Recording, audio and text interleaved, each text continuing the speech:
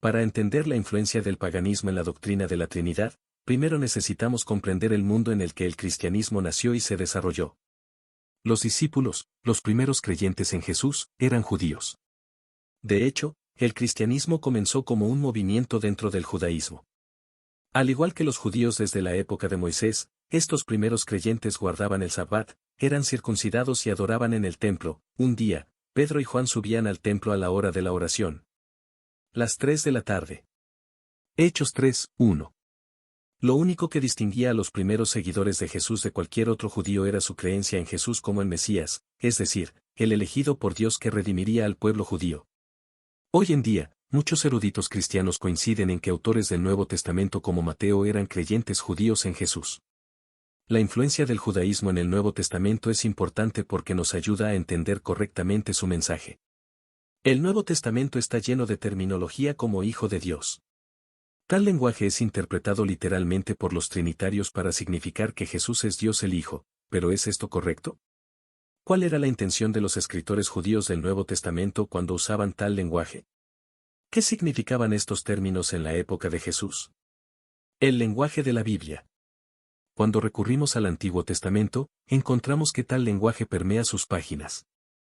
Por ejemplo, Moisés llama a Dios Padre. ¿Es esta la forma en que le pagas al Señor, pueblo necio y sin sabiduría? ¿No es Él tu Padre, tu Creador, quien te hizo y te formó? Deuteronomio 32, 6. Los ángeles son referidos como hijos de Dios. Hubo un día en que los hijos de Dios vinieron a presentarse ante el Señor, y Satanás vino también entre ellos. Job 1, 6. El Antiguo Testamento incluso llega a llamar a Moisés un Dios, y el Señor le dijo a Moisés, mira, te he hecho como un Dios para el faraón, y tu hermano Aarón será tu profeta. Éxodo 7, 1. Los israelitas también son referidos como dioses. Yo dije, vosotros sois dioses, todos sois hijos del Altísimo. Salmo 82, 6. Lo que podemos concluir es que tal lenguaje altamente exaltado era común y se pretendía de manera figurada, no es una indicación literal de divinidad. Incluso tan tarde como a finales del siglo I, cuando los escritores del Nuevo Testamento comenzaron a escribir sus relatos de la vida de Jesús, los judíos todavía usaban tal lenguaje de manera figurada. En una conversación entre Jesús y algunos maestros judíos de la ley, le dicen a Jesús, el único Padre que tenemos es Dios mismo. Juan 8, 41. El Evangelio de Lucas llama a Adán un hijo de Dios cuando relata el linaje de Jesús, hijo de Enos, hijo de Set, hijo de Adán, hijo de Dios. Lucas 3, 38. Jesús incluso dice que cualquiera que hace la paz es un hijo de Dios, bienaventurados los pacificadores, porque serán llamados hijos de Dios. Mateo 5, 9. Si los escritores del Nuevo Testamento entendieran tal lenguaje como una afirmación de divinidad, lo habrían usado exclusivamente en relación con Jesús. Claramente, denota a una persona que es recta ante Dios y nada más. Así que podemos ver que tal lenguaje, en sí mismo, no denota la divinidad de Jesús. Entonces, ¿de dónde provienen tales ideas? La mentalidad de las personas que recibieron el mensaje del Evangelio. El punto de inflexión en la historia llegó cuando el cristianismo dejó de ser un pequeño movimiento dentro del judaísmo y los gentiles, no judíos, comenzaron a abrazar la fe en grandes números. Necesitamos mirar al mundo pagano de los gentiles para entender la mentalidad de las personas que recibieron el mensaje del Nuevo Testamento. Desde la época de Alejandro Magno, los gentiles habían vivido en un mundo helenístico, griego. Sus tierras estaban dominadas por ejércitos romanos, con el Imperio Romano siendo la superpotencia del mundo en ese momento. El Imperio Romano en sí estaba fuertemente influenciado por la religión, la filosofía y la cultura helenística. Dioses y diosas griegos como Zeus, Hermes y Afrodita, así como dioses y diosas romanos como Júpiter, Venus y Diana, dominaban el paisaje. Había templos, sacerdocios y fiestas dedicadas al dios o diosa patrón de una ciudad o región, estatuas de las deidades salpicaban los foros de las ciudades. Incluso los gobernantes mismos eran frecuentemente adorados como dioses. Los gentiles de un trasfondo politeísta como este habrían entendido naturalmente la predicación cristiana sobre el Hijo de Dios a la luz de un dios griego o romano que había sido engendrado por otro. Podemos ver esta mentalidad manifestada en el Nuevo Testamento. En el libro de los Hechos hay un incidente donde las multitudes gentiles piensan que Pablo es Zeus venido entre ellos cuando cura a un hombre lisiado. Cuando la multitud vio lo que Pablo había hecho, gritaron en lengua licaónica, los dioses han bajado a nosotros en forma humana.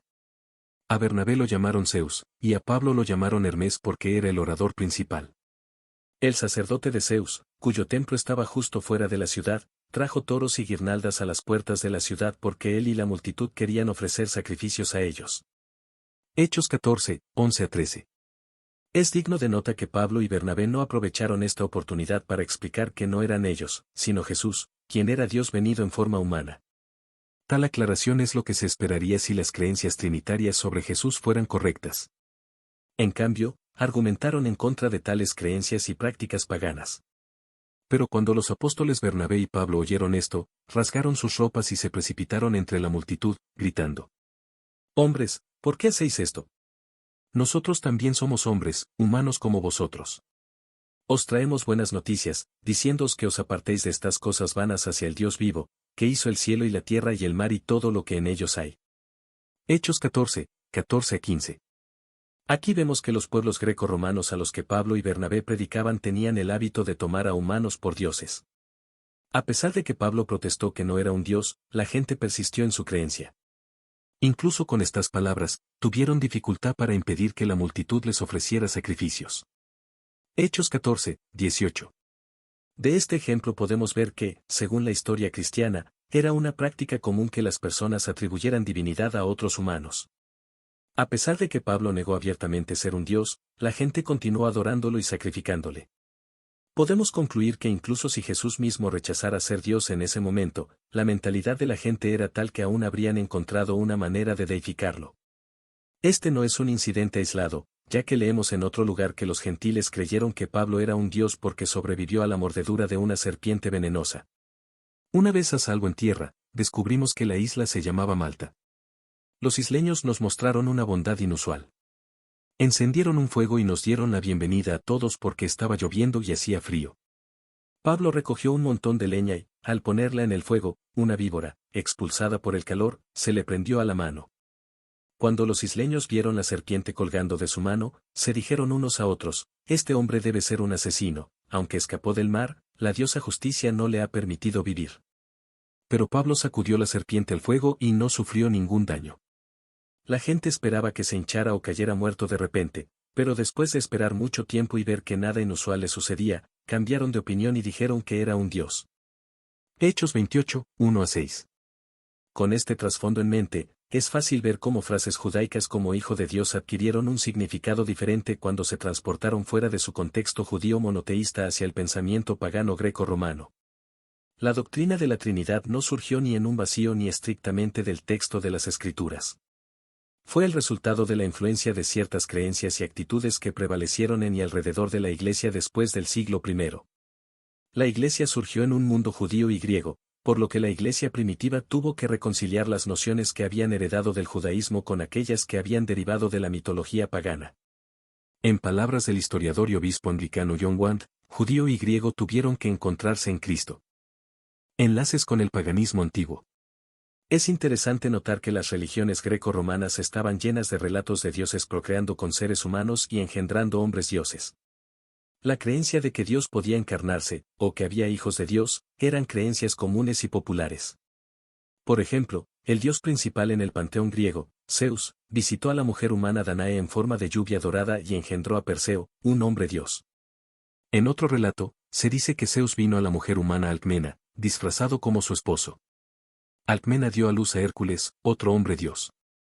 Tales relatos tienen un parecido sorprendente con las creencias trinitarias de Dios siendo engendrado como un hombre. De hecho, el apologista cristiano temprano Justino Mártir, considerado un santo en la Iglesia Católica, dijo lo siguiente en respuesta a las críticas paganas de que el cristianismo había tomado prestado de sus creencias sobre los hijos de Dios. Cuando decimos que el Verbo, que es nuestro Maestro, Jesucristo el primogénito de Dios, fue producido sin unión sexual, y que fue crucificado y murió y resucitó, y ascendió al cielo. No proponemos nada nuevo o diferente de lo que vosotros, paganos, creéis respecto a aquellos a quienes consideráis hijos de Júpiter. Según el mito romano antiguo, Júpiter era el rey de todos los dioses. Aquí Justino Mártir les dice a los paganos romanos que lo que los cristianos creen sobre Jesús siendo el Hijo de Dios no es diferente de lo que ellos creen sobre los hijos del dios Júpiter. Que la concepción de los padres de la Iglesia sobre la Trinidad fuera una combinación de monoteísmo judío y politeísmo pagano se puede ver en el testimonio de Gregorio de Nisa, un obispo del siglo IV que es venerado como santo en las iglesias católica romana y ortodoxa oriental. También es una de las grandes figuras en la historia de la formulación filosófica de la doctrina de la Trinidad. Escribió: porque la verdad pasa en el medio entre estas dos concepciones, destruyendo cada herejía, y sin embargo, aceptando lo que es útil de cada una. El dogma judío es destruido por la aceptación del Verbo y por la creencia en el Espíritu. Mientras que el error politeísta de la escuela griega se hace desaparecer por la unidad de la naturaleza abrogando esta imaginación de pluralidad. La concepción cristiana de Dios, argumenta Gregorio de Nisa, no es puramente el politeísmo de los griegos ni puramente el monoteísmo de los judíos, sino más bien una combinación de ambos. Incluso el concepto de hombres dioses que eran salvadores de la humanidad no era exclusivo de Jesús. Mucho antes de que Jesús naciera, no era inusual que hombres militares y gobernantes políticos fueran hablados como seres divinos. Más que eso, incluso eran tratados como seres divinos, se les daban templos, con sacerdotes, que realizaban sacrificios en su honor, en presencia de estatuas de ellos. En Atenas, por ejemplo, Demetrio Poliorcetes, Demetrio el conquistador de ciudades, 337-283 a.C. Fue aclamado como un ser divino por escritores de himnos porque los liberó de sus enemigos macedonios. Como los más grandes y queridos de los dioses están presentes en nuestra ciudad. Porque las circunstancias han reunido a Deméter y Demetrio, ella viene a celebrar los solemnes misterios de la Coré, mientras que él está aquí lleno de alegría, como corresponde al dios, hermoso y sonriente. Su apariencia es solemne, sus amigos a su alrededor y él en medio de ellos, como si fueran estrellas y él el sol. Salve, hijo del dios más poderoso Poseidón y Afrodita. Porque otros dioses están lejos, o no tienen oídos, o no existen, o no nos prestan atención, pero a ti te vemos presente aquí, no hecho de madera o piedra, sino real. Así que te rogamos, primero haz la paz, queridísimo, porque tienes el poder. Los atenienses le dieron a Demetrio una llegada digna de un dios, quemando incienso en altares y haciendo ofrendas a su nuevo rey deificado.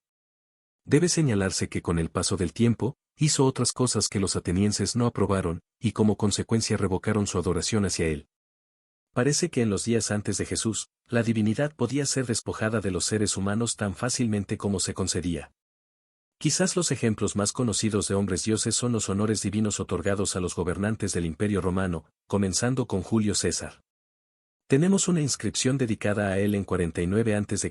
descubierta en la ciudad de Efeso, que dice esto sobre él: descendiente de Ares y Afrodita. El Dios que se ha manifestado. Y Salvador universal de la vida humana. Así que Julio César era Dios manifestado como hombre, el Salvador de la humanidad. ¿Suena familiar?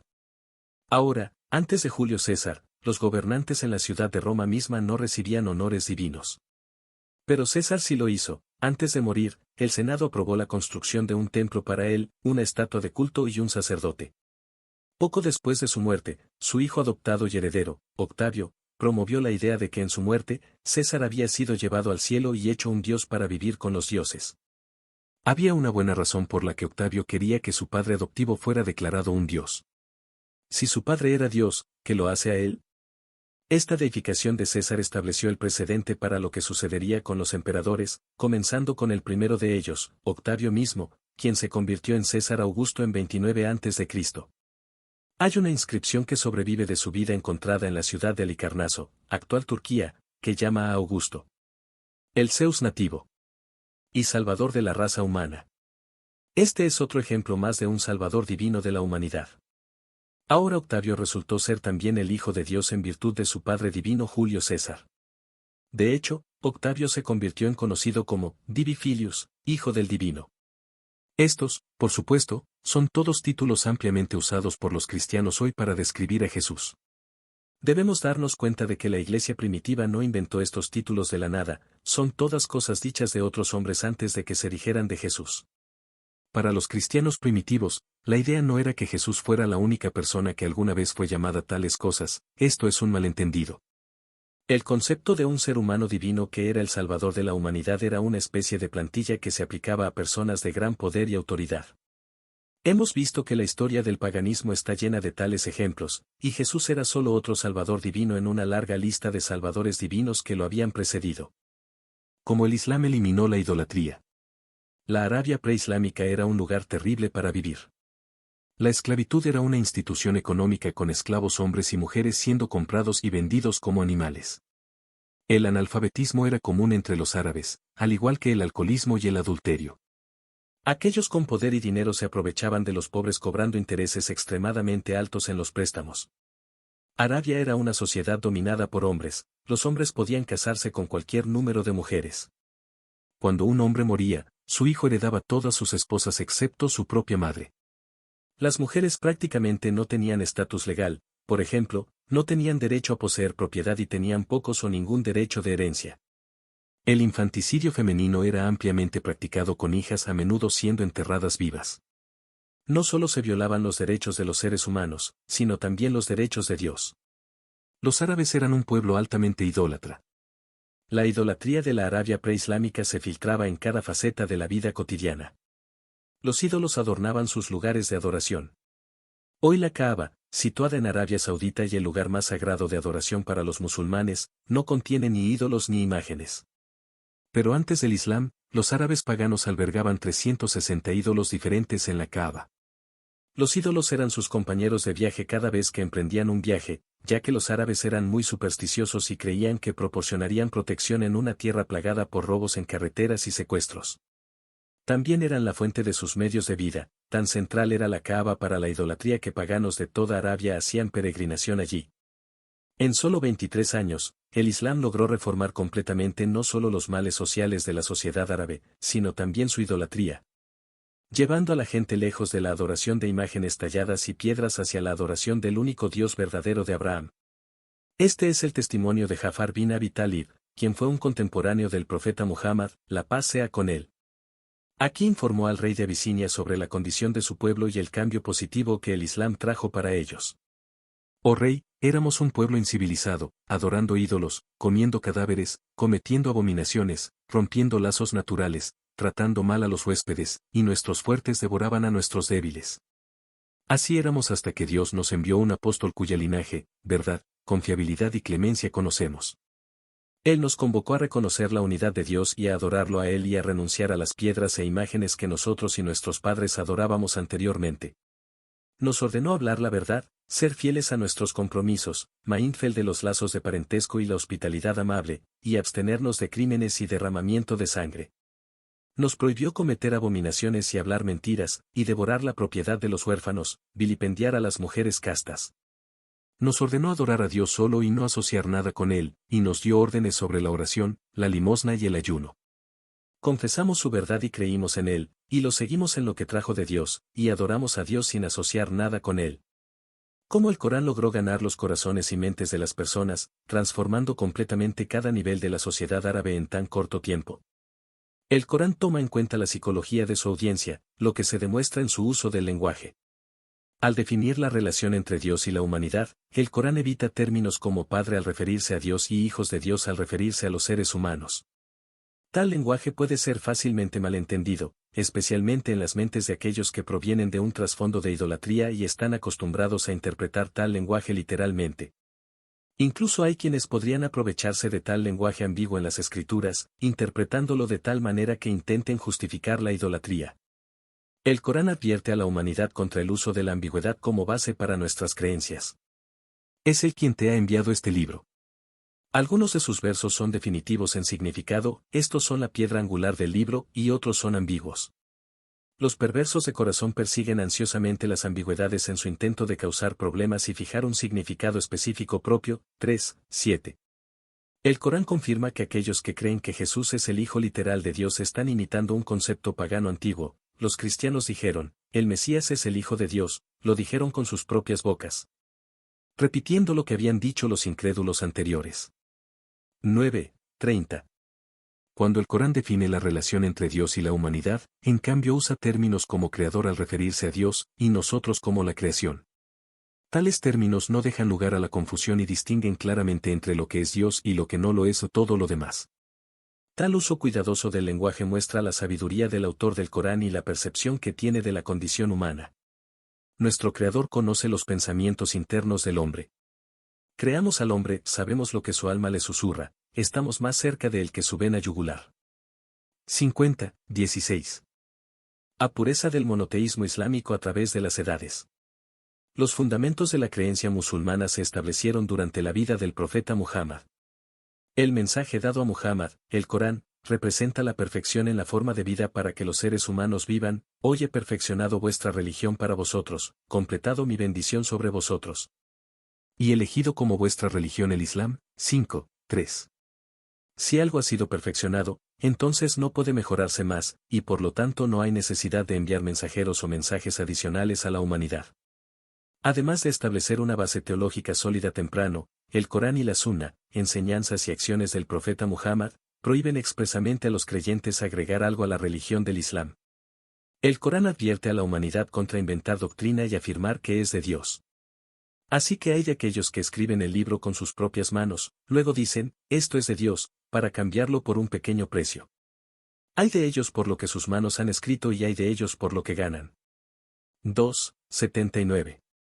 Asimismo, la Sunna también advierte a la humanidad contra interferir en la religión.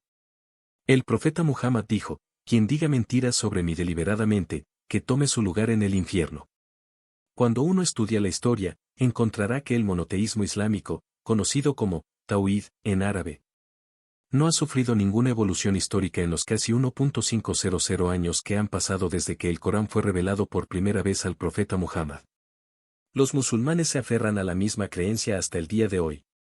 Todos los que han intentado introducir algo nuevo en la creencia del Islam han sido rechazados puramente sobre la base de que no fue enseñado por el profeta Muhammad.